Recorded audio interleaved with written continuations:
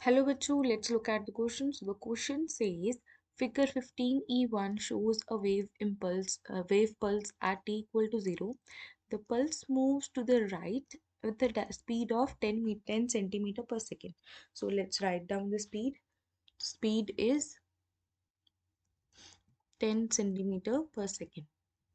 Sketch the shape of the string at t equal to 1 second, 2 second and 3 second. तो 1 second पे क्या value होगी, sorry 1 second पे क्या वैल्यू होगी, 2 सेकेंड पे क्या होगी और 3 पे क्या होगी.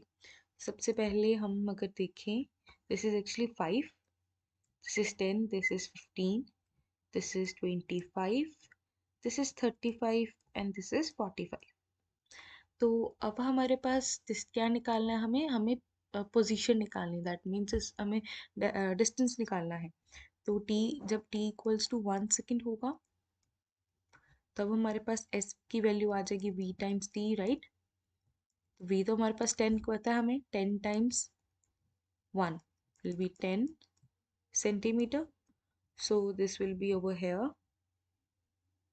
तो 10 सेंटीमीटर आगे, 10 सेंटीमीटर आगे हमारे पास यहाँ 20 तक जाएगा, राइट. तो फर्स्ट सेकेंड में हमारे पास 10 सेंटीमीटर आगे चलेगा. तो आगे है हमारे पास t इक्वल टू 2 सेकेंड के लिए. That means S2 is equals to v times t. That means 10 times t की वैल्यू अब हमारे पास 2 है, that means 20, sorry 2 multiply multiply तो 2 होगा, 20 तो हमारे पास आंसर आएगा.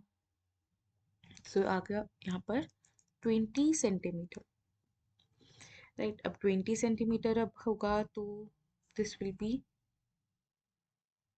10 मोर, मतलब अब पहले 10 था, 10 प्लस 10 20 हुआ ना. तो हमारे पास आगे चल जाएंगे, this will be 30. Then we have t equal to 3 second. Similarly हमारे पास इसका आंसर 40 तक का आएगा. सो S3 हमारे पास आ गया v times t, that is 10 times 3, that is 30. तो हमारे पास ओरिजिनल पोजीशन 10 से हमें 30 प्लस करना है, that is 40. So this is the answer, this is the diagram required for this question. This is the diagram required and this is these are the values required. I hope you understand it well. Best of luck.